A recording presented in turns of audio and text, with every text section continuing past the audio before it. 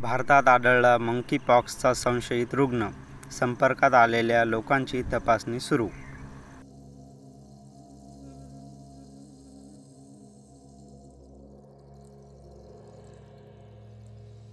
Monkeypox म्हणजे काय? Centres for disease control and prevention म्हणजेच CDC च्या मते मंकीपॉक्स हा एक दुर्मिळ आजार आहे जो मंकीपॉक्स विषाणूच्या संसर्गामुळे होतो. मंकीपॉक्स विषाणू हा फिरिओला विषाणूसारख्याच विषाणूंच्या कुटुंबाचा भाग आहे. हा विषाणू स्मॉलपॉक्सला कारणीभूत ठरतो. विज्ञानामध्ये स्पष्ट आहे, जसे आपण अलीकडे COVID-19 सह पाहिले, मंकीपॉक्स हा एक विषाणू आहे जो कोणत्याही वयोगटातील कोणालाही संक्रमित करू शकतो. मंकीपॉक्स लोकांना ते कसे ओळखतात किंवा त्यांना कोण आवडते यावर आधारित लक्ष करत नाही. मंकीपॉक्स हा विषाणू असलेल्या व्यक्तींच्या जवळच्या संपर्कातून पसरतो असे मिनेसोटा आरोग्य विभागाने म्हटले आहे. मंकीपॉक्सची लक्षणे काय आहेत? CDCने नाव दिलेली मंकीपॉक्सची लक्षणे आहेत. एक पुरळ जी गुप्तांगावर किंवा जवळ असू शकते, उदाहरणार्थ लिंग, अंडकोश, लॅबिया आणि योनी, किंवा गुदद्वार म्हणजे बुथॉल, परंतु हात, पाय, छाती, चेहरा किंवा तोंड यासारख्या इतर भागावर देखील असू शकते. पुरळ बरे होण्यापूर्वी अनेक टप्प्यातून जातील, ज्यामध्ये खरुजांचा समावेश आहे. पुरळ मुरूम किंवा फोडासारखे दिसू शकते आणि वेदनादायक किंवा खाज सुटू शकते. ताप, डोकेदुखी, स्नायू आणि पाठदुखी ही याची लक्षणे आहेत. मंकीपॉक्सपासून बरे होण्यासाठी किती वेळ लागतो? एखाद्याला संसर्गजन्य नसण्यासाठी आणि त्याचा प्रसार करण्यास सक्षम न होण्यासाठी लागणारा वेळ ही सर्वात मोठी समस्या कुटुंबांना माहीत असणे आवश्यक आहे. अहवालात असे म्हटले आहे की पुरळ बरी होण्यासाठी 3 ते 4 आठवडे लागू शकतात.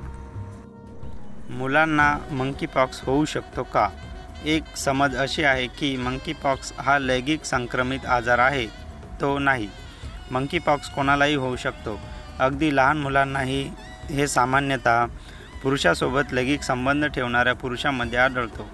मंकीपॉक्स असलेल्या व्यक्तीशी जर एखादे मूल शारीरिक संपर्कात आले तर त्यांनाही ते होऊ शकते.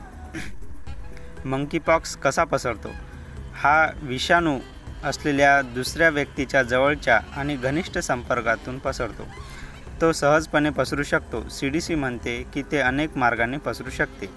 मंकीपॉक्स पुरळसह थेट संपर्क, एखाद्या विषाणूने वापरलेल्या वस्तू, कापड, कपडे, बेडिंग इत्यादी आणि पृष्ठभागांना स्पर्श करणे, विषाणू असलेल्या व्यक्तींशी लैंगिक संपर्क, तोंडी, गुदद्वारासंबंधीचा आणि योनी मार्ग, मिठी मारणे, मसाज घेणे, कुस्ती अशाद्वारे मंकीपॉक्स पसरतो.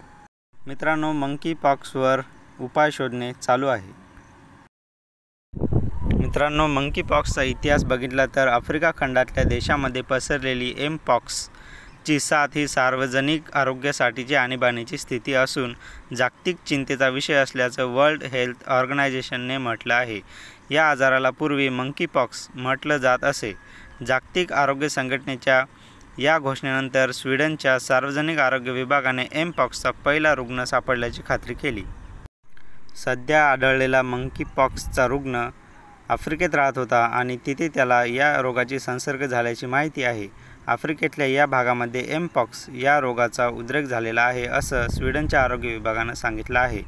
या एमपॉक्समुळे आफ्रिका खंडातल्या डेमोक्रॅटिक रिपब्लिकन ऑफ काँगो म्हणजेच DR काँगो या देशात किमान 450 जणांचा बळी गेला आहे. एमपॉक्स काय आहे? एमपॉक्स हा मंकीपॉक्स व्हायरसमुळे होणारा विषाणूजन्य आजार आहे. हा झिनोसिस डिसीज म्हणजे प्राण्यामधून माणसाकडे येणारा संसर्ग आहे. विविध प्रजातींची माकडं, उंदीर, खारीकडून हा विषाणू माणसामध्ये येतो. स्मॉलपॉक्स म्हणजे देवी पसरवणाऱ्या विषाणूंच्या गटामधलाच हा विषाणू आहे, पण त्या तुलनेत कमी घातक आहे. डेमोक्रॅटिक रिपब्लिकन ऑफ काँगोसारख्या आफ्रिका खंडातल्या उष्णकटिबंधातल्या देशांच्या जंगलामधल्या दुर्गम गावांमध्ये हा विषाणू सर्रास आढळतो. या भागामध्ये दरवर्षी या विषाणू संसर्गाच्या हजारो केसेस आढळतात आणि दरवर्षी शेकडो मृत्यूही होतात. 15 वर्षाखालच्या मुलांना या संसर्गाचा सर्वाधिक धोका असतो. 1970मध्ये आफ्रिका खंडात पहिल्यांदा मंकीपॉक्स आढळला होता. आफ्रिकेबाहेर पहिल्यांदाच मंकीपॉक्स पसरला 2003मध्ये. अमेरिकेत तेव्हा याचे रुग्ण आढळले होते. एमपॉक्सबद्दलच्या या गोष्टी माहीत आहेत का? लक्षणे काय आहेत? डोकेदुखी, ताप आणि हुडहुडी, अंगदुखी, पुरळ उठणं, घशाला सूज येणं, थकवा, गळून जाणं या गोष्टी आहेत.